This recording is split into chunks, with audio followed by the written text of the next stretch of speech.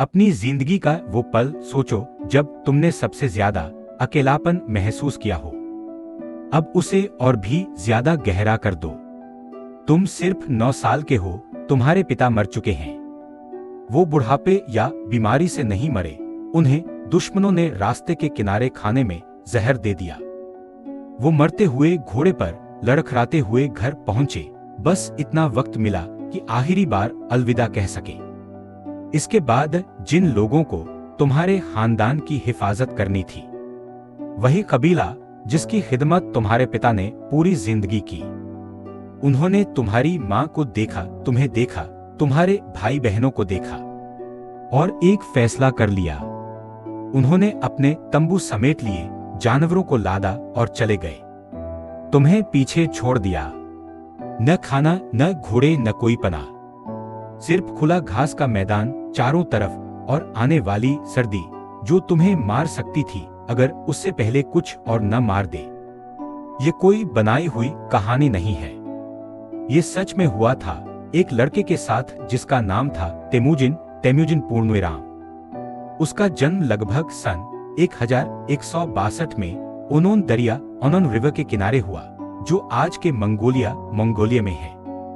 उसके पिता का नाम था यसुगेई येसुरे, एक छोटे कबीले के सरदार। उसकी मां होलन इतनी मजबूत औरत थी कि जंगली बेर और दरिया की मछलियों पर अपने 5 बच्चों को जिंदा रखा जब हर हथियार वाला आदमी उन्हें छोड़ कर जा चुका था। तेमुजिन एक ऐसी दुनिया में बड़ा हुआ जहां रहम नाम की कोई चीज नहीं थी। 12वीं सदी का मंगोल मैदान कोई मुल्क नहीं था, कोई सल्तनत नहीं थी, बस दर्जनों कबीले जो एक दूसरे पर हमले करते, घोड़े चुराते, लोगों को उठा ले जाते और तीरों से बदला लेते। कोई शहर नहीं, कोई मदरसा नहीं, कोई दीवार नहीं जहां छुप सको। जिंदा रहने के लिए तुम्हें तेज होना था, सख्त होना था और अपने लोगों के लिए सबसे ज्यादा वफादार होना था। और अगर तुम्हारे पिता मर जाए और तुम्हारा कबीला तुम्हें छोड़ दे, तो या तो तुम बचते या बिल्कुल नहीं बचते। तेमुजिन बच गया। आसान नहीं था, बिल्कुल नहीं। किशोर उम्र में उसे पकड़कर गुलाम बना लिया गया, फिर वो भाग निकला। शादी की रात उसकी जवान बीवी को उठा लिया गया, उसे वापस लाने में सालों लग गए। जिन पर भरोसा किया उन्होंने धोखा दिया, जिनकी मदद की उन्होंने उसका शिकार किया। वो कई बार जंग में हारा, लेकिन हर बार वो फिर खड़ा हो गया। जब तेमुजिन 40 साल का हुआ तो मैदान का हर कबीला, हर वो इंसान जिसने उसे छोड़ा, उस पर हमला किया, उसे गुलाम बनाया या मारने की कोशिश की, या तो उसके साथ था या उसके हाथों मिट चुका था। सन 1206 में उसी दरिया के किनारे जहां वो पैदा हुआ था, योद्धाओं की एक बड़ी सभा हुई। उन्होंने उसे नया नाम दिया। उन्होंने उसे कहा चंगेज खान पूर्णविराम, मतलब सब कुछ का हाकिम। उसने अपनी बाकी जिंदगी ये साबित करने में लगा दी कि वो सही थे। जब वो मरा तो उसका साम्राज्य चीन के प्रशांत तट से लेकर यूरोप की सरहद तक फैल चुका था। तारीख में किसी ने न सिकंदर महान, अलेक्जेंडर द ग्रेट, न जूलियस सीजर, न नेपोलियन बोनापार्ट धरती के इतने बड़े हिस्से को कभी फतह नहीं किया। मैदान का वो छोड़ा हुआ भूखा लड़का दुनिया का सबसे बड़ा जमीनी साम्राज्य बनाने वाला बन गया। ये कहानी है कि उसने ये सब कैसे किया, और उससे भी ज्यादा अहम ये कहानी है कि वो असल में कौन था। इस आदमी को महाद्वीपों के पार, जंगों के बीच और इंसानी तारीख की सबसे हैरतअंगेज जिंदगियों में से एक की तरफ ले जाने से पहले हमें एक पल रुकना होगा। हमें उस दुनिया को समझना होगा जिसमें वो पैदा हुआ था, क्योंकि तुम चंगेज खान को तब तक नहीं समझ सकते जब तक उस मैदान को न समझो जिसने उसे बनाया, और 12वीं सदी के मंगोलिया की उस सख्त बेकाबू दुनिया को जिसने उसके ज़हन, उसके यकीन और उसकी पूरी शख्सियत को ढाल दिया। हम में से ज्यादातर लोग जब मंगोलिया सुनते हैं तो एक धुंधली सी तस्वीर सोचते हैं, दूर की जमीन ठंडे सुनसान। और ये तस्वीर गलत भी नहीं है। मंगोल मैदान जमीन के सबसे सख्त माहौल में से एक है। ये एक बहुत बड़ा ऊंचा मैदान है, करीब पूरा पश्चिमी यूरोप जितना बड़ा, जहां बहुत कम पेड़ हैं और बारिश भी बहुत कम होती है। सर्दियों में तापमान -40 डिग्री तक गिर जाता है। गर्मियों में हवा बिना रुके चलती रहती है। कोई कुदरती रुकावट नहीं, न पहाड़, न घने जंगल, न छुपने की जगह, न आसान जिंदगी का रास्ता। यहाँ हर जिंदा चीज, इंसान हो या जानवर, मजबूत, तेज और हमेशा चलते रहने की आदत सीख लेती है। 12वीं सदी में यहाँ रहने वाले लोग खानाबदोश थे। न शहर बनाते न कस्बे। वो गोल ऊनी तंबुओं में रहते थे, जिन्हें घर कहा जाता था। ऐसे घर जो कुछ ही घंटों में समेटे जा सकते थे। वो अपने घोड़ों, भेड़ों और मवेशियों के झुंड के साथ चलते रहते। घास के मैदानों में मौसम के हिसाब से हमेशा बेहतर चारे की तलाश में। जिंदगी जानवरों की जरूरतों के हिसाब से चलती थी, क्योंकि जानवर न हो तो मौत तय थी। इतनी सी बात थी। उनकी पूरी समाज इसी हकीकत पर बनी थी। हर चीज काम की, हर चीज जिंदा रहने के लिए। न कोई बड़ी हुकूमत, न कोई बादशाह, न कोई एक हाकिम। मैदान दर्जनों कबीलों में बंटा था, हर एक का अपना सरदार। कुछ ताकतवर, कुछ कमजोर, लेकिन सब एक दूसरे के मुकाबले में और अक्सर एक दूसरे के दुश्मन। पूर्व में तातार रहते थे, लंबे वक्त तक सबसे ताकतवर। उत्तर के जंगलों के पास मरकेत, पश्चिमी मैदानों पर नैमान, बीच में केरायत, जिनका दक्षिण की चीनी तहजीब से पुराना रिश्ता था। और इनके बीच बीच में मंगोल कबीले, अभी तक एक नहीं, अभी ताकतवर नहीं, बस कई समूहों में से एक, अपनी जगह बचाने की कोशिश करते हुए। इन कबीलों के बीच अमन नहीं था। छापेमारी रोजमर्रा की जिंदगी थी। रात में दुश्मन के डेरे पर हमला, घोड़े छीन लो, मवेशी ले जाओ, कभी लोगों को भी उठा लो। औरतें बच्चे उठाकर अपने कबीले में मिला लिए जाते। जो मर्द रोके मार दिए जाते। ये शर्म की बात नहीं मानी जाती थी।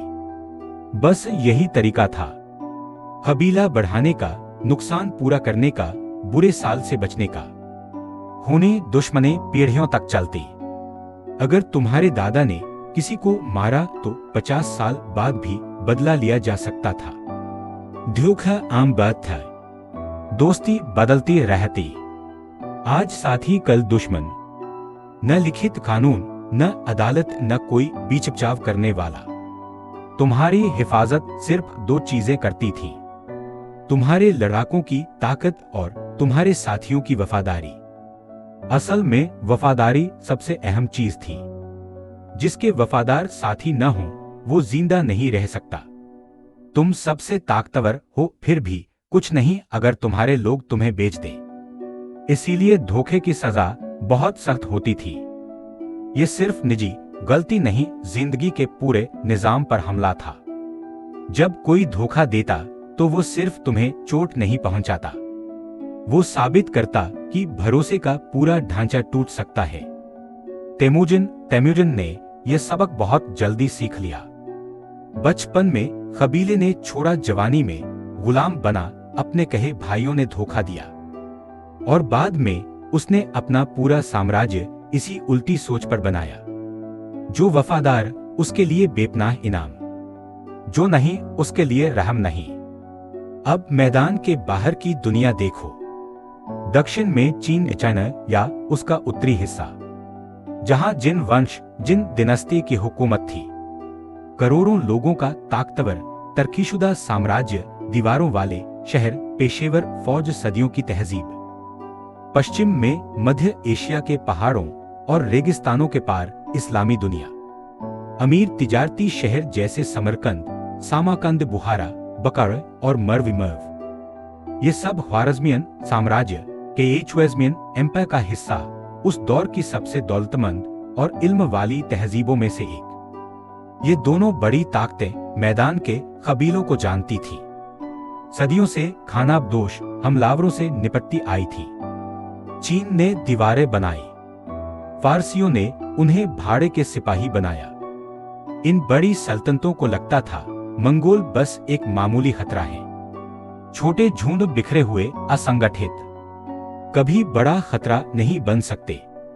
ये सोच मध्यकालीन दुनिया की सबसे महंगी गलती साबित हुई, क्योंकि उसी मैदान में ओनोन दरिया ओनोन रिवर के पास एक छोटे कबीले के डेरे में एक लड़का, जिसे मरने के लिए छोड़ दिया गया था, फिर खड़ा हो रहा था। उसने वो सीखा जो शहरों की दीवारों के पीछे बैठे बादशाह, सेनापति और इल्म वाले लोग नहीं समझ पाए। भूख, जिल्लत और जिंदा रहने की जंग वो सिखाती है जो आराम और ताकत कभी नहीं सिखा सकते। अक्सर सबसे खतरनाक इंसान वो नहीं होता जिसके पास सबसे ज्यादा हो, बल्कि वो होता है जिससे सब कुछ छीन लिया गया हो और वो फिर भी खड़ा हो। तेमुजिन खड़ा था और उसकी शुरुआत अभी हुई थी। हर महान कहानी की एक शुरुआत होती है और इस कहानी की शुरुआत किसी तख्त, महल या जंग के मैदान से नहीं होती। ये शुरू होती है एक छोटे से ऊन के तंबू से, ओनोन दरिया ओनोन रिवर के किनारे, आज के मंगोलिया के उत्तर पूर्वी हिस्से में, लगभग सन 1162 के आसपास। यही इस दुनिया में आया तेमुजिन पूर्णविराम, और पहले ही पल से दुनिया ने उसके लिए कुछ आसान नहीं किया। उसके पिता येसुजे एक कबीले के सरदार थे, लेकिन सरदार सुनने में जितना बड़ा लगता है, हकीकत उतनी बड़ी नहीं थी। उनके पास कुछ ही खानदान थे, थोड़े से घोड़े और एक ऐसी पहचान जो ठीक थी मगर डर पैदा करने वाली नहीं।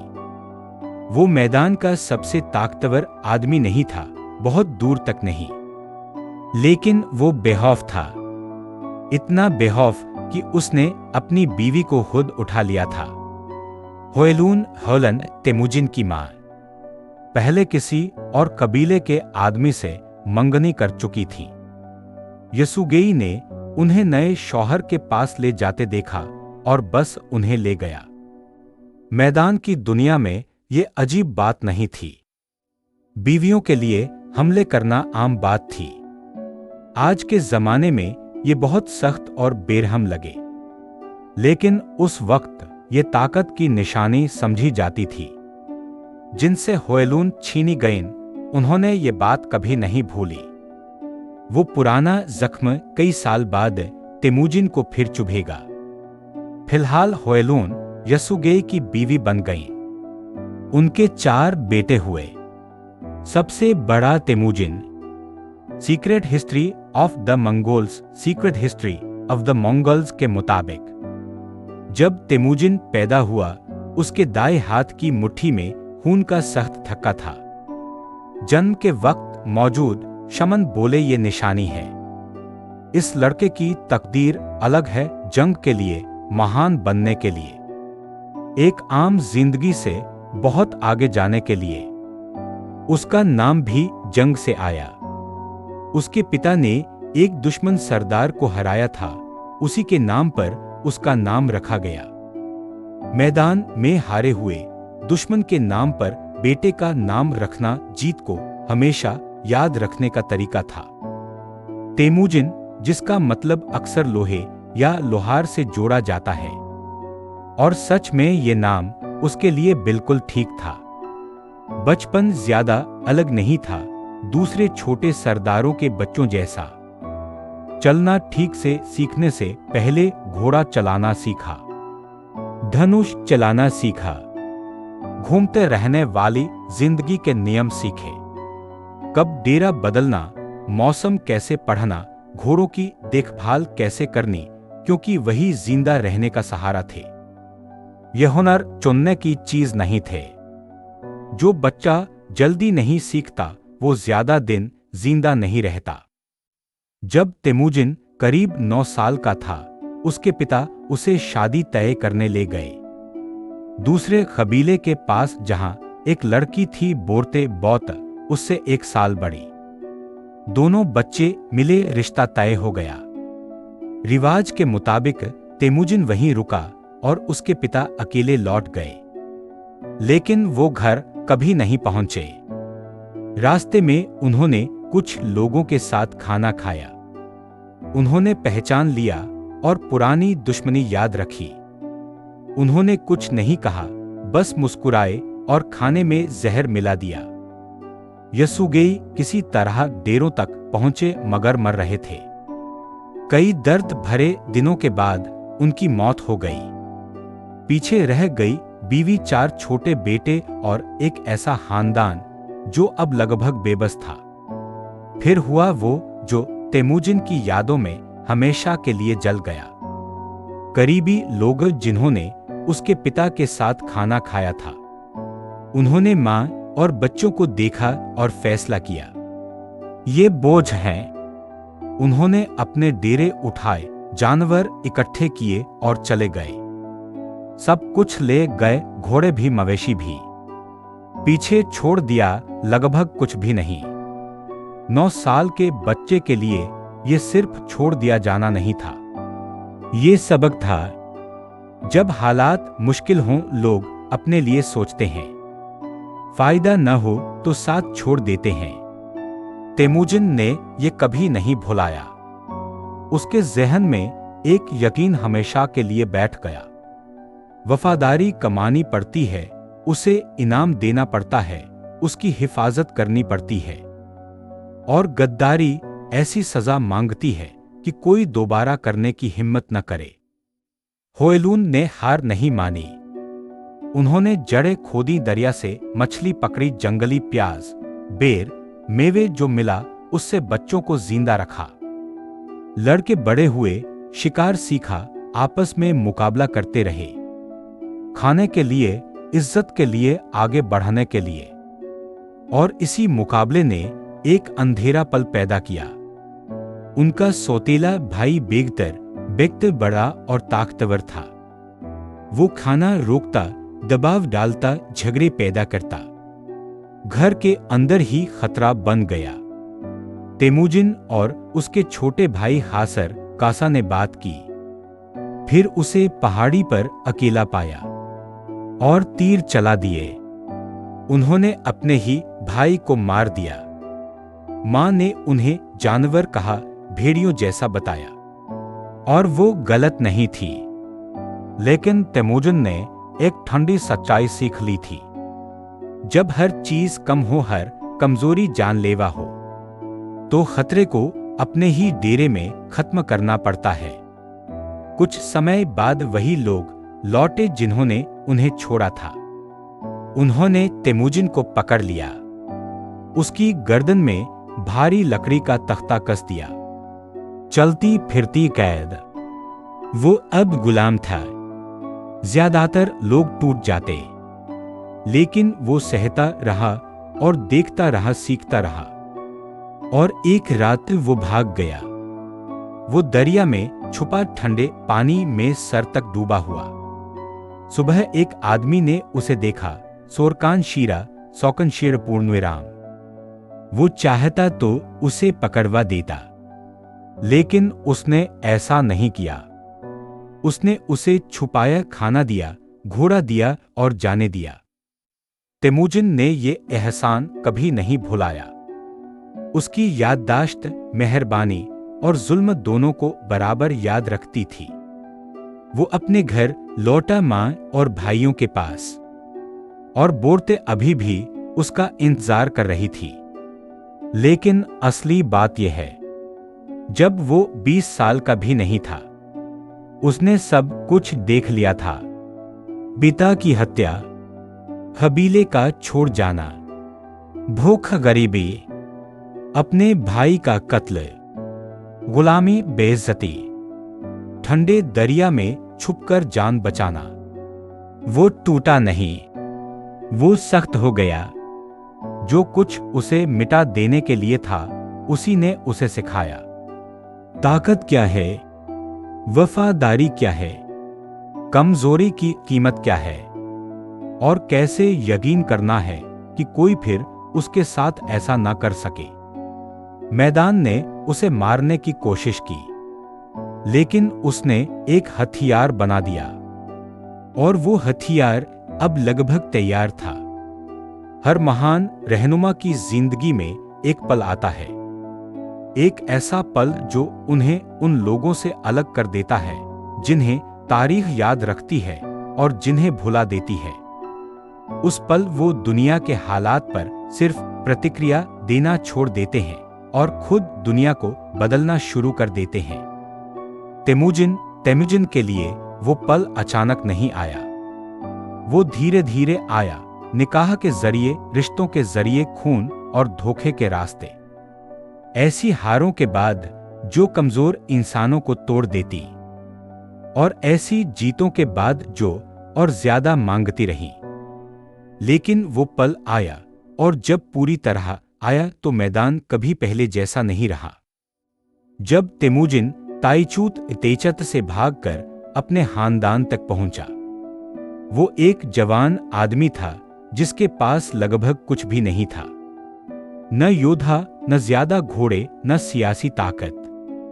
बस एक चीज थी, एक पुराना निकाह का समझौता जो उसके पिता ने सालों पहले तय किया था। बोर्ते बौत ओंजरात कबीले के सरदार की बेटी अब भी उसका इंतजार कर रही थी। ये निकाह उस वक्त मामूली लगा, लेकिन यही आने वाली हर चीज की पहली मजबूत बुनियाद बना।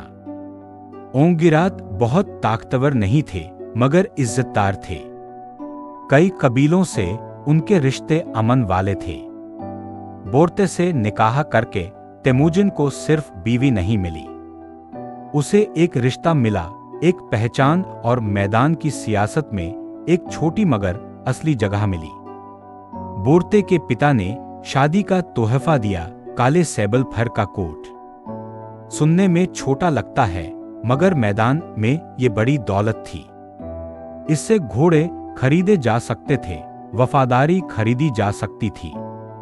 तेमुजिन जानता था इसे कैसे इस्तेमाल करना है। वो कोट लेकर वो गया सबसे ताकतवर आदमी के पास जिसे वो जानता था। तोगरुल कैरेत कबीले का सरदार, जिसने कभी तेमुजिन के पिता से भाईचारे की कसम खाई थी। तेमुजिन ने कोट पेश किया, पुराना रिश्ता याद दिलाया और हिफाजत और साथ मांगा। तोगरुल मान गया, वो उसका सरपरस्त बना और बदले में तेमुजिन उसका वफादार मददगार। यह तेमुजिन की पहली बड़ी सियासी चाल थी, सादा मगर बेहतरीन। उसने अपनी एक चीज को ताकत के रिश्ते में बदल दिया। उसी दौर में उसने अपने बचपन के दोस्त से रिश्ता फिर मजबूत किया। जमुखा जमक पूर्णविराम। दोनों ने खून के भाई बनने की कसम दोहराई। 7 सवारी 7 हमले एक ही डेरा। सबको लगा दोनों बराबर हैं, साथ आगे बढ़ रहे हैं, लेकिन वो एक जैसे नहीं थे। जमुखा पुरानी रिवायतों पर यकीन रखता था। उसके लिए ताकत खून और नस्ल से मिलती थी। तेमुजिन कुछ और मानता था। उसके लिए इंसान वही है जो वो कर सकता है, जो वो बना सकता है। वो हुनर और वफादारी पर लोगों को आगे बढ़ाता, दूसरे कबीलों के लोगों को भी अपनाता और माले गनीमत खुलकर बांटता। धीरे धीरे लोग उसे चुनने लगे। जमुखा इसे न सह सका न रोक सका। लोग उसकी तरफ खींचते गए जैसे कोई अदृश्य ताकत बुला रही हो। आखिर टकराव हुआ, जंग हुई और तेमुजिन हार गया। लेकिन जीत के बाद जमुखा ने उसके 70 अफसरों को जिंदा उबाल दिया, दहशत फैलाने के लिए। डर फैला मगर वफादारी और मजबूत हो गई। अब कोई बीच का रास्ता नहीं था। तेमुजिन पीछे हटा और फिर से ताकत जुटाने लगा, सालों तक सब्र से, योजना से, तैयारी से। फिर सन 1202 आया। तातज, वही कबीला जिसने उसके पिता को जहर दिया था, अब ताकतवर हो चुका था। यहां तक कि जिन सल्तनत, जिन दिनस्ती भी उन्हें इस्तेमाल कर रही थी। तेमुजिन ने हमला किया और जीत गया। फिर उसने हुक्म दिया, हर तातार मर्द जो लड़ सकता है मार दिया जाए। औरतें और बच्चे उसके लोगों में शामिल कर लिए जाए। ये सख्त था, मगर मैदान की सख्त सच्चाई के मुताबिक समझदारी भी। कामयाबी बढ़ती गई, मगर उसका सरपरस्त तोघरुल डरने लगा। उसका बेटा सेंगम बार बार कहता, तेमुजिन बहुत ताकतवर हो गया है। आखिर उन्होंने साजिश की दावत में बुलाकर मारने की। तेमुजिन बच गया। उसने घबराहट नहीं दिखाई, बस जंग की तैयारी की। कुछ ही महीनों में उसने केराए ताकत तोड़ दी। तोघरुल मारा गया, सेंगुम गायब हो गया और उनके लोग तेमुजिन में शामिल हो गए। फिर अगला साल नेमन्स भी हार गए। अब बस एक सवाल बचा था, जमूखा। आखिर उसे पकड़कर तेमुजिन के सामने लाया गया। तेमुजिन ने गद्दारों को मरवा दिया। फिर जमूखा से मिला आखिरी बार। उसने रहम की पेशकश के साथ चलने को कहा। जमूखा ने इनकार किया। कहा, मैदान में दो सूरज नहीं हो सकते। उसने इज्जत की मौत मांगी बिना खून बहाए। तेमुजिन ने मंजूर किया। सन 1206 ओनोन दरिया ओनोन रिवर के किनारे एक बड़ी सभा हुई। सफेद झंडा आसमान में उठा और एक शमन तेब्तेंग्री ने ऐलान किया, आसमानी ताकत ने इस आदमी को सब पर हुकूमत के लिए चुना है। उसे नया नाम दिया गया, चेंगिस खान पूर्णविराम, यानी पूरी दुनिया का हाकिम। वो लगभग 44 साल का था। हर साल ने उसे आजमाया था, गरीबी, गुलामी, धोखा, हार, दर्द। लेकिन हर मुसीबत ने उसे और मजबूत किया।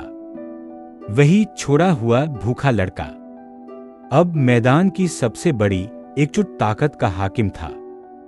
उसने ताकत विरासत में नहीं पाई, उसने उसे बनाया, क्योंकि वो जानता था जो लोग तुम्हें चुनते हैं उनकी वफादारी मजबूरी की आज्ञाकारिता से कहीं ज्यादा मजबूत होती है। मैदान एक हो चुका था। अब बारी थी दुनिया की सरहदों की। चेंगिस खान लगभग 50 साल के थे जब वो अपने जमा हुए योद्धाओं के सामने ओनोन दरिया ओनोन रिवर के किनारे खड़े हुए और पूरी दुनिया के हाकिम का खिताब कबूल किया। ज्यादातर जमाने और जगहों पर 50 साल की उम्र में फतह करने वाला आदमी आराम करता है, यादगारें बनाता है, जो हासिल किया उसे मजबूत करता है और सोचता है कि तख्त किस बेटे को मिलेगा। लेकिन चंगेज खान ने ऐसा कुछ नहीं किया। उन्होंने मैदान के किनारे से आगे दक्षिण की तरफ देखा, ऊंची दीवारों वाले शहरों की तरफ, दौलतमंद सल्तनतों की तरफ, और उन्होंने योजना बनानी शुरू कर दी। जो आगे हुआ उसे समझने के लिए यह समझना जरूरी है कि मंगोल फौज असल में थी क्या, क्योंकि धरती पर ऐसी फौज पहले कभी नहीं देखी गई थी। लोग जब पुराने जमाने की फौज सोचते हैं तो उन्हें पैदल सिपाही याद आते हैं, भारी कवच वाले घुड़सवार, कीचड़ भरी राहों पर चलती रसद गाड़ियां। मंगोल फौज इन सब के बिल्कुल उलट थी। हर मंगोल सिपाही घुड़सवार था, बस घोड़ा रखने वाला सिपाही नहीं, बल्कि जन्म से घोड़े पर जीने वाला इंसान, जो खा सकता था, सो सकता था और लड़ सकता था बिना घोड़े से उतरे। हर योद्धा के पास 3 से 5 घोड़े होते ताकि कोई थके नहीं। इससे मंगोल फौज इतनी तेज चलती कि दुश्मन समझ भी नहीं पाते। एक दिन में वो 80 से 100 मील तक जा सकते थे। पैदल चलने वाली फौज उसी वक्त में 15 या 20 मील ही चलती। जब तक किसी सल्तनत को पता चलता कि हमला होने वाला है, मंगोल पहले ही उनके दरवाजे पर होते। हर योद्धा के पास छोटा लेकिन बेहद ताकतवर धनुष होता, लकड़ी सींग और नसों की तहों से बना। घोड़ा पूरी रफ्तार से दौड़ रहा हो तब भी मंगोल तीरंदाज हर दिशा में निशाना लगा सकता था, यहां तक कि पीछे मुड़कर भी। ये कोई करतब नहीं था, ये उनकी आम जंगी महारत थी। हजारों तीरंदाज एक साथ आसमान को तीरों के तूफान से भर देते। फिर आती है रणनीति। चंगेज खान तारीख के सबसे बड़े जंगी ज़हन में से एक थे। उनकी मशहूर चाल थी झूठी पीछे हटना। पहले हमला, फिर अचानक भागना जैसे डर गए हों। दुश्मन जीत समझकर पीछा करता, फिर अचानक मंगोल मुड़ते और तीन तरफ से घेर कर हमला करते। छिपी हुई ताजा टुकड़ियां उसी पल हमला कर देती। कई फौजें बार बार इस चाल में फंसी, क्योंकि भागते दुश्मन का पीछा करना जंग में रोकना बहुत मुश्किल होता है। चंगेज खान जीते हुए लोगों से इल्म भी लेते थे। चीन के खिलाफ शुरुआती जंगों के बाद उन्होंने चीनी किलेबंदी इंजीनियर पकड़ लिए। अब वो दीवारें तोड़ने वाली मशीनें बना सकते थे, आग फेंकने वाले हथियार, बड़े पत्थर उछालने वाले यंत्र। जो मंगोल पहले किले वाले शहरों पर हमला नहीं करते थे, अब हर दीवार गिरा सकते थे। सदियों से जो दीवारें सभ्यताओं को बचाती थीं, अब बेकार हो गईं। पहले निशाने बने शिष्या सल्तनत जायजिया, फिर जिन राजवंश, जिन दिनस्ती जो उत्तरी चीन पर हुकूमत करते थे। सन 1211 में पूरी जंग शुरू हुई। जिन सल्तनत के पास करोड़ों लोग थे, बड़ी फौज थी और चीन की महान दीवार ग्रेट वॉल ऑफ चाइना भी थी, लेकिन कुछ भी काफी नहीं था। मंगोल दीवार पार कर गए रास्ते ढूंढ कर या उसके आसपास से निकलकर सन 1215 में उन्होंने राजधानी झोंगडू जीत ली, जो आज का बीजिंग है। शहर हफ्तों तक जलता रहा।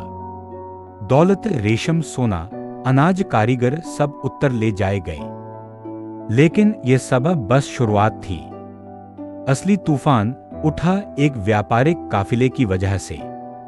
सन 1218 में ख्वारज़मियन सल्तनत के ख्वारज़मियन एम्पायर दुनिया की सबसे ताकतवर सल्तनतों में थी। उसके हाकिम थे शाह मुहम्मद द्वितीय शाह महमूद पूर्णविराम। उनके शहर समरकंद, सामाकंद, बुहारा, बकारा, उर्गेंच, अर्जेंच इल्म, तिजारत और खूबसूरती के मरकज थे। चंगेज खान जंग नहीं तिजारत चाहते थे। उन्होंने 450 व्यापारियों का काफिला भेजा, रेशम मार्ग, सिल्क रोड से गुजरते हुए। काफिला पहुंचा उत्तरार ओट्रा, जो आज के कजाकिस्तान, कजाकिस्तान और उज़्बेकिस्तान के पास है। वहां के हाकिम इनालचक ने सब व्यापारियों को जासूस कहकर मार डाला और माल लूट लिया। चंगेज खान ने इंसाफ मांगा। 3 दूत भेजे।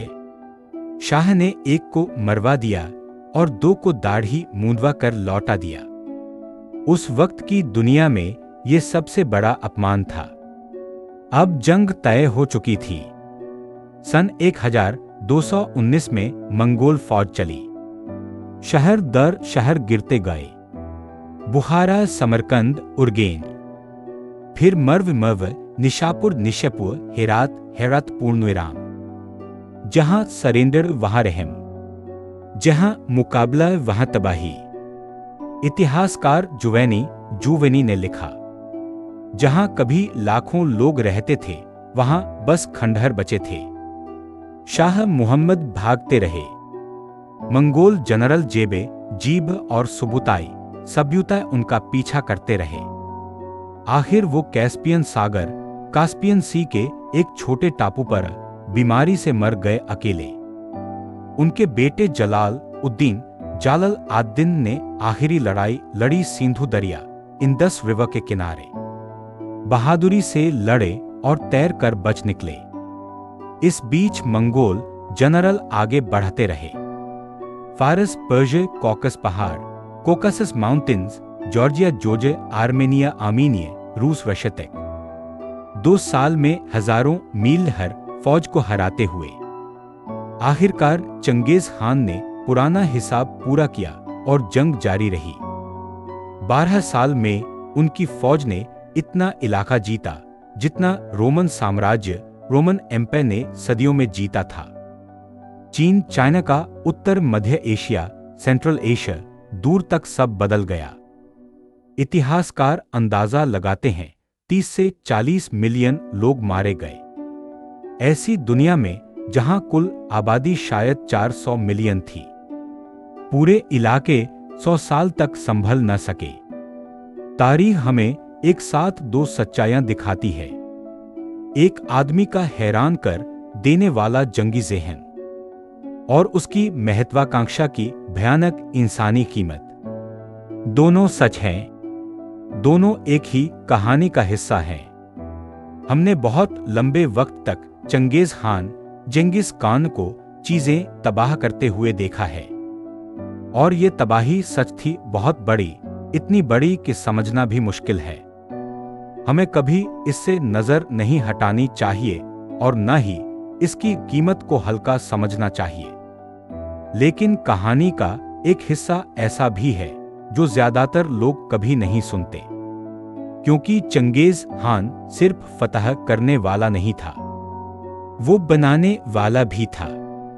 और जो कुछ उसने बनाया वो अपने जमाने से बहुत आगे था, इतना मजबूत और समझदारी से बना हुआ कि 800 साल बाद भी इतिहास के लोग उसकी अहमियत समझ रहे हैं। सोचो, असल में उसके सामने मसला क्या था। सन 1220 के शुरुआती सालों तक उसका इलाका चीन, चाइना के प्रशांत किनारे से लेकर फारस, पर्शिया की सरहद तक फैल चुका था। इतना बड़ा इलाका कि अगर कोई मंगोल सिपाही की तेज रफ्तार से भी पार करना चाहे तो 1 साल लग जाए। वो ऐसे लोगों पर हुकूमत कर रहा था जो अलग ज़बानें बोलते थे, अलग खुदाओं को मानते थे, अलग फसलें उगाते थे, अलग लिखावट इस्तेमाल करते थे और जिंदगी को समझने के तरीके भी अलग थे। वो सबको जीत चुका था, अब उसे उन्हें चलाना था। और हुकूमत करना फतह करने से बिल्कुल अलग हुनर होता है। तारीख में ज्यादातर बादशाह इस मसले को गलत तरीके से हल करते रहे। वो जबरदस्ती अपनी तहजीब थोप देते थे, स्थानीय अफसर हटाकर अपने लोग बैठा देते थे जो न जमीन समझते न लोग। दौलत इतनी सख्ती से लेते कि खेती और काम ही टूट जाता और गुस्सा बगावत बन जाता। लेकिन चंगेज खान, जिसने बचपन से लोगों को समझा, जिसने देखा कौन क्यों साथ देता है, कौन क्यों विरोध करता है, उसने अलग रास्ता चुना। सबसे पहली चीज जो उसने बनाई वो था कानून। उससे पहले मंगोल मैदान में कोई लिखित कानून नहीं था। जिसके पास ज्यादा सिपाही वही सही, जिस दिन जो ताकतवर बोले वही इंसाफ। चंगेज खान ने ये बदल दिया। उसने पूरे साम्राज्य के लिए एक साझा कानूनी निजाम बनाया जो हर इंसान पर लागू होता था, चाहे वो कहीं से भी आया हो। उसके असली दस्तावेज वक्त के साथ खो गए, लेकिन फारसी और चीनी इतिहासकारों ने इसके नियम लिखे, और जो बातें सामने आती हैं वो अपने दौर के लिए हैरतअंगेज हैं। औरतों को अगवा करना मना था। मंगोल को मंगोल गुलाम नहीं बना सकता था। हर मजहब को बराबर इज्जत, ईसाई, मुसलमान, बौद्ध, ताओ मत मानने वाले सबको आजादी, और मजहबी रहनुमा टैक्स से आजाद। उस दौर में जब दुनिया की बड़ी तहजीबों में मजहबी सताव आम बात थी, ये बहुत अलग बात थी। जंग और सफारत के भी सख्त नियम थे। सफीर पवित्र माने जाते थे। ये बात उसके लिए बहुत अहम थी क्योंकि ख्वारज़मियन साम्राज्य कैएचवेज़मियन एम्पायर से उसकी बड़ी जंग उसके सफीरों के कत्ल से शुरू हुई थी। अब किसी सफीर को मारना सिर्फ जुर्म नहीं था, सीधी जंग का ऐलान था और दुनिया के हर हाकिम ने ये बात समझ ली। मंगोल सफीर को हाथ नहीं लगाना, जंग खत्म होने से पहले लूट मौत की सजा, साथ ही सिपाही को छोड़ना मौत की सजा, झूठी रिपोर्ट देना मौत की सजा। ये बेरहमी नहीं थी, ये व्यवस्था थी। बेकाबू फौज जंग हार जाती है, टूटी हुई फौज टिक नहीं पाती। चंगेज खान जानता था अनुशासन ही ताकत बनाता है। इसके बाद उसने एक और फैसला किया जो उस वक्त बहुत नया था। उसने लिखना अपनाया। मंगोलों की अपनी लिखावट नहीं थी। कानून, आदेश, इतिहास सब याददाश्त से चलते थे। छोटे कबीलों के लिए यह ठीक था, लेकिन करोड़ों लोगों के साम्राज्य के लिए नहीं। उसने पश्चिम के तुर्क लोगों की लिखावट अपनाई और मंगोल भाषा को उसमें लिखवाया। एक कैदी लेखक तातातुंग को शाही मूशी बनाया और बच्चों को पढ़ना लिखना सिखाया। इस एक फैसले ने सदियों तक असर डाला। आदेश लिखकर भेजे जाने लगे, कानून दर्ज होने लगे, इतिहास लिखा जाने लगा। फिर आया शाही डाक तंत्र। पूरे साम्राज्य में हर लगभग 25 मील पर पड़ाव, ताजे घोड़े तैयार, संदेश दिनों या हफ्तों में एक सिरे से दूसरे सिरे तक। जब साम्राज्य पूर्व से पश्चिम तक लगभग 6000 मील फैला हो, तो ये कमाल था। अब हाकिम को तुरंत खबर मिल सकती थी क्या हो रहा है। ये रास्ते व्यापार के लिए भी बने। सुरक्षित सफर, तेज सफर, रेशम मार्ग, सिल्क रोड पहले से ज्यादा जिंदा हो गया। व्यापार से दौलत आई, दौलत से फौज, फौज से साम्राज्य। डाकुओं के लिए कोई रहम नहीं। इससे एक दौर शुरू हुआ जिसे इतिहासकार मंगोल अमन का दौर कहते हैं।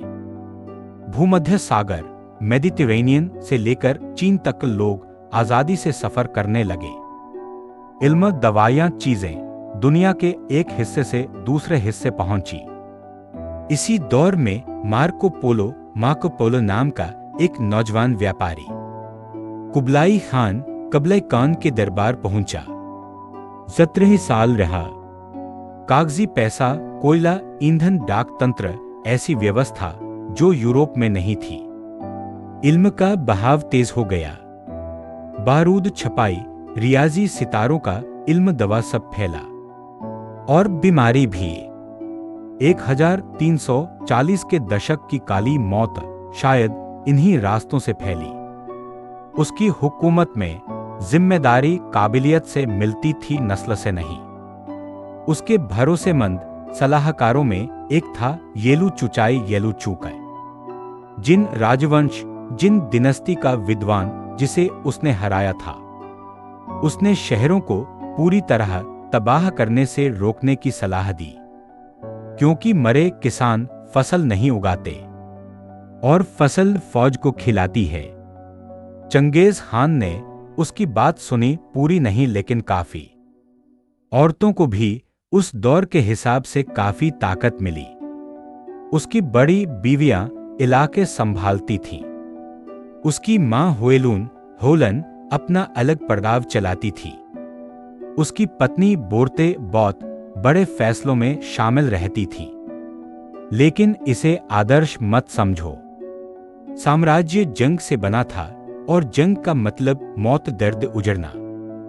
अमन और तबाही साथ साथ चले। फिर भी सच्ची कहानी ये भी है कि उसने बनाया भी एक ऐसा आदमी जो किसी तहजीब का हिस्सा नहीं था, जिसने बस जीना सीखा और फिर दुनिया का सबसे बड़ा जमीनी साम्राज्य चलाने का निजाम बना दिया। मैदान ने उसे सिखाया था, दुनिया इंसाफ नहीं देखती, वो देखती है क्या काम करता है। और जो कुछ उसने बनाया, कानून, लिखावट, डाक तंत्र, व्यापार, मजहबी आजादी, काबिलियत की इज्जत, सब काम करता था। कभी सख्ती से कभी भारी कीमत के साथ, लेकिन काम करता था। और इसी काम करने की वजह से दुनिया ऐसे जुड़ी जिसकी गूंज उसके बाद की सदियों तक सुनाई देती रही। हर बड़ी कहानी आखिर एक ही मुकाम पर पहुंचती है। वो आदमी जो दुनिया के लिए बहुत बड़ा लगता था, वो आदमी जिसने तन्हाई, गुलामी, धोखा, शिकस्त और दशकों की जंग झेली, अब बूढ़ा हो रहा था। और मैदान जिसने पूरी जिंदगी चंगेज खान, जेंगिस खान को मारने की कोशिश की, आखिरकार कामयाब होने वाला था। किसी दुश्मन के तीर से नहीं, किसी घात से नहीं, सिर्फ वक्त से, जो आखिर सबको हरा देता है। 1220 के बीच के सालों तक वो 60 के आसपास था। उसकी सही उम्र किसी को नहीं मालूम, क्योंकि उसका सही जन्म साल भी मालूम नहीं। मंगोल लोग ऐसी बातें ठीक ठीक लिखने को ज्यादा अहमियत नहीं देते थे, लेकिन इतना साफ था, एक ऐसा आदमी जिसने 60 साल से ज्यादा घोड़े पर गुजारे, दुनिया के सबसे सख्त मौसमों में जंगें लड़ी। उसका जिस्म अब सब बोझ उठा रहा था, और फिर भी काम बाकी था। शीशा सल्तनत, जायजिया किंगडम, तांगुत लोग जो उसकी पहली फतहों में शामिल थे, उन्होंने अपना वादा तोड़ दिया। जब वो पश्चिम में ख्वारज़मियन सल्तनत के ख्वारज़मियन एम्पायर के खिलाफ बड़ी जंग की तैयारी कर रहा था, उसने अपने तमाम अधीन इलाकों से फौज मांगी। शीशा ने इनकार कर दिया। यहां तक कहा गया, अगर महान खान के पास अपनी फौज कम है तो शायद वो जंग के लायक ही नहीं। ऐसी बेइज्जती जिसका सिर्फ एक जवाब होता है। लेकिन उस वक्त उसके पास और भी काम थे। उसने बात याद रखी, इंतजार किया और कभी नहीं भूला। यही उसकी सबसे खतरनाक ताकत थी, सब्र। वो सालों तक, कभी कभी दशकों तक रंजिश संभाल कर रखता और सही वक्त का इंतजार करता। 1226 में उसने खुद शीशा के खिलाफ जंग की कमान संभाली। ये उसकी आखिरी जंग साबित हुई। शहर गिरते गए एक के बाद एक। सदियों पुरानी सल्तनत टूट रही थी। लेकिन इसी जंग के दौरान उसके साथ कुछ हुआ, और यहीं से कहानी रहस्य बन जाती है। सबसे मशहूर बयान कहता है, जंग शुरू होने से पहले शिकार के दौरान वो घोड़े से गिर पड़ा। जंगली घोड़ों से डरा घोड़ा उछला और वो बर्फीली जमीन पर जोर से गिरा। जवान आदमी होता तो कुछ हफ्तों में संभल जाता, लेकिन उम्रदराज जिस्म जो जिंदगी भर जख्म झेल चुका था, उसके लिए ये गिरना तबाही बन सकता था। पसलियां टूटी, अंदरूनी चोटें आईं, शायद और भी बुरा। उसके सरदारों ने कहा, जंग छोड़ दो, वापस चलो। उसने इनकार कर दिया, क्योंकि लौटना सजा दिए बिना दुश्मन को छोड़ना था, कमजोरी दिखाना था, और ये उसके लिए नामुमकिन था। जब वो घोड़े पर बैठ नहीं सकता था तो पालकी से हुक्म देता। हालत बिगड़ती गई, लेकिन उसने कभी खुलकर नहीं कहा कि वो मर रहा है। कुछ कहानियां और भी हैं। एक बात की मंगोल रिवायत कहती है, उसे एक शीशा रानी ने मार दिया। कहते हैं उसे उपहार के रूप में भेजा गया, और उसने पहली रात छुपा हथियार निकालकर उसे घातक चोट दी। कहानी दिलचस्प है, लेकिन इतिहासकार इस पर शक करते हैं। मार्को पोलो ने लिखा, घुटने में तीर लगा और वही मौत का कारण बना। कुछ आधुनिक इल्म कहता है, शायद बीमारी जैसे प्लेग या बुखार या पुराने जख्मों का असर। Asian Pacific journal of tropical medicine में छपी एक तजुर्बाती राय भी यही कहती है। लेकिन कोई भी बात पूरी तरह साबित नहीं। जिस बात पर सब राजी हैं वो है वक्त। अगस्त 1227। वो मैदान में मरा जंग के दौरान या उसके बाद। उम्र लगभग 60 से 65। शीशा की राजधानी गिर गई और उसकी आखिरी आज्ञा दुश्मनों को पूरी सजा पूरी की गई। और फिर कुछ हैरतअंगेज हुआ। उसकी मौत छुपा ली गई, दिनों के लिए नहीं महीनों के लिए। उसका जिस्म चुपके से मैदान पार ले जाया गया, पूरी शाही रिवायत का दिखावा करते हुए। रास्ते में जो भी जनाजे से टकराया मार दिया गया, क्योंकि सल्तनत की स्थिरता सबसे ऊपर थी। दफन करने की जगह उसने खुद चुनी थी। जन्म की धरती हेती पहाड़, केंतिया माउंटेन्स पूर्णविराम। पवित्र इलाका बुरखान खाल्दुन बर्खिन काल्दन पूर्णविराम। जहां वो जवानी में छुपा था, जहां वो दुआ करता था, जहां उसकी शुरुआत हुई थी, उसे वहीं दफन किया गया। कब्र छुपा दी गई, धरती बराबर कर दी गई, पेड़ लगा दिए गए, घोड़े दौड़ाए गए ताकि निशान मिट जाए। कुछ रिवायत कहती हैं दरिया का रुख भी मोड़ा गया। फिर दफन करने वाले लोग भी मार दिए गए ताकि कोई कभी जगह न बता सके। कुछ ही पीढ़ियों में असली जगह खो गई। इलाका पवित्र घोषित हुआ, आम लोगों के लिए बंद। आज भी मंगोलिया में ये इलाका सुरक्षित रखा गया है। कब्र आज तक नहीं मिली। कई खोजें हुईं। नई टेक्नोलॉजी, सैटेलाइट, जमीन के नीचे देखने वाली मशीनें, यहां तक कि valley of the cons project नाम का बड़ा प्रोजेक्ट भी चला, लेकिन कुछ नहीं मिला। पहाड़ अब भी राज छुपाए हुए है। उसकी नस्ल का असर जमीन से ज्यादा इंसानों में मिलता है। American journal of human genetics की रिसर्च बताती है एशिया के लाखों मर्द एक ही नस्ली निशान साझा करते हैं, जो शायद उसी या उसके करीबी रिश्तेदारों से आया। करीब 16 मिलियन लोग आज भी उसका अंश अपने जिस्म में लिए चलते हैं। उसकी सियासी विरासत भी बहुत बड़ी थी। उसने अपने तीसरे बेटे ओगेदी खान को महान खान बनाया। उसके बाद फतहें जारी रहीं।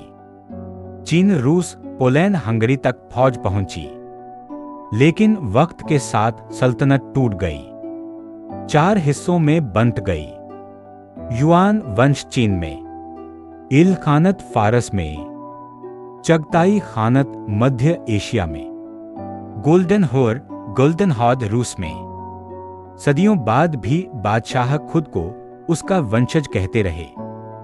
मुगल सल्तनत के बादशाह और उस्मानी सल्तनत के सुल्तान भी आज भी उसकी याद जिंदा है। राजधानी उलानबातर के बाहर उसका विशाल घुड़सवार बुत चमकता है। लोग उसे सिर्फ विजेता नहीं बल्कि बानी मानते हैं। और कहीं हेती पहाड़ों की एक अनजानी ढलान के नीचे 800 साल से शांत मिट्टी में वो सो रहा है। दरिया किनारे जन्मा लड़का, छोड़ा गया, गुलाम बना, जंग लड़ी, दुनिया जीती, और फिर ऐसे गायब हुआ कि कोई उसे ढूंढ न सका। उसका आखिरी राज अब भी सुरक्षित है, और शायद यही ठीक है। हमने इस कहानी की शुरुआत इसी दरिया के किनारे की थी। एक 9 साल का लड़का, न पिता न कबीला न खाना, सिर्फ एक मां जिसने हार मानने से इनकार कर दिया, और एक दुनिया जो पहले ही तय कर चुकी थी कि उसकी कोई अहमियत नहीं। यहीं से सब शुरू हुआ था।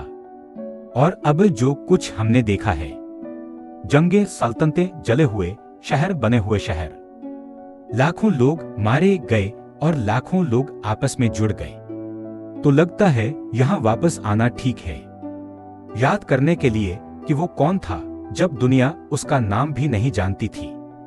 क्योंकि चंगेज खान की सबसे हैरतअंगेज बात उसके साम्राज्य का आकार नहीं है। नक्शे बड़े बनाना आसान होता है, सबसे हैरतअंगेज बात है उसके सफर की दूरी। वो कहां से चला और कहां पहुंचा। तारीख में कोई और शख्स इतना लंबा सफर तय नहीं कर सका, करीब भी नहीं। वो एक ऐसा बच्चा था जिसे खुले मैदान में भूखा मरने के लिए छोड़ दिया गया था, और वही दुनिया के सबसे बड़े जमीनी साम्राज्य का हाकिम बन गया। उसने कोई तख्त विरासत में नहीं पाया, कोई अमीर सहारा नहीं मिला, कोई तालीम नहीं मिली, वो सब फायदे भी नहीं जो आम तौर पर बड़े फतह करने वालों को मिलते हैं। उसने सब कुछ खुद बनाया, उसी चीजों से जो मैदान ने उसे दी। मुश्किल हालात, सब्र और इंसानों को समझने की ऐसी गहरी समझ जो कभी कभी गैर मामूली लगती थी। तारीख आज तक तय नहीं कर सकी कि उसके बारे में क्या सोचे। चीन, चाइना और पूरे मध्य एशिया, सेंट्रल एशिया में मंगोल फतहों की याद आज भी दर्द लेकर आती है। शहर मिट गए, आबादियां खत्म हो गईं, तहजीबें कई पीढ़ियों तक रुक गईं। ये गम सच्चा है और इसका एहतराम होना चाहिए। लेकिन मंगोलिया में वो कौम का बाप माना जाता है। वो शख्स जिसने बिखरे हुए लोगों को महानता का एक पूरा और साफ पल दिया। ये फख्र भी सच्चा है। पश्चिम में सदियों से उसे अलग अलग तरह से देखा गया, कभी बर्बर तबाही की निशानी, कभी बेकाबू ताकत से डराने वाली मिसाल, और अब एक गहरी तारीखी दिलचस्पी, क्योंकि लोग समझना चाहते हैं उसने सिर्फ क्या तोड़ा नहीं बल्कि क्या बनाया भी। इन सब तस्वीरों में कुछ सच्चाई है, लेकिन कोई भी पूरी सच्चाई नहीं। वो ऐसा इंसान था जो गिरे हुए दुश्मन को माफ कर सकता था और उसी दिन पूरे शहर को मिटाने का हुक्म दे सकता था। वो मजहबी आजादी पर यकीन रखता था और डर को जंग का हथियार भी बनाता था। वो लोगों को उनके काम के आधार पर आगे बढ़ाता था, चाहे वो कहीं से भी आए हों, और बेवफाई को ऐसी सजा देता था जिसमें दूसरी मौके की कोई जगह नहीं होती थी। उसके अंदर इतने बड़े टकराव थे कि कोई एक नाम राक्षस, जीनियस, तबाह करने वाला या बनाने वाला उसे पूरी तरह बयान नहीं कर सकता। शायद यही उसके बारे में सबसे सच्ची बात है। वो कोई निशानी नहीं था, कोई सबक नहीं, कोई चेतावनी नहीं। वो एक इंसान था जिसे दुनिया के सबसे सख्त माहौल और सबसे मुश्किल बचपन ने बनाया, और फिर उसने दुनिया को बदल दिया। लगभग हर उस इंसान से ज्यादा जो उससे पहले या बाद में आया। मैदान ने उसे बनाया और फिर उसने मैदान को बदल दिया। मध्य एशिया, सेंट्रल एशिया, फारस, पर्शिया, रूस, रशिया और इनके बीच की हर जगह को वो बच्चा जो मुट्ठी में खून का थक्का पकड़कर पैदा हुआ था, जिसे शामानों ने महानता की निशानी कहा, वो आखिरी सांस तक चलता रहा। मरते वक्त भी वो आखिरी मुहिम की तरफ बढ़ रहा था, क्योंकि रुकना वो जानता ही नहीं था। और जब वो आखिरकार रुका तो उसने ऐसे गायब होना चुना कि 800 साल की तलाश आज तक उसे ढूंढ नहीं सकी। वो इसी दरिया से आया था और फिर मिट्टी में लौट गया, और इन दो लम्हों के बीच उसने दुनिया को इतना बदल दिया कि आज की दुनिया का नक्शा उसके बिना नहीं बन सकता। सरहदें, तिजारती रास्ते, नस्लों के रिश्ते, यहां तक कि ये ख्याल कि इंसान की कीमत उसके काम से तय होती है, न कि उसके बाप से। उन्होंने दरिया अनन रिवर का वो लड़का, उसी ने ये सब किया। इसे याद रखना, अगली बार जब दुनिया तुम्हें बताए कि तुम्हें कहां तक पहुंचना चाहिए।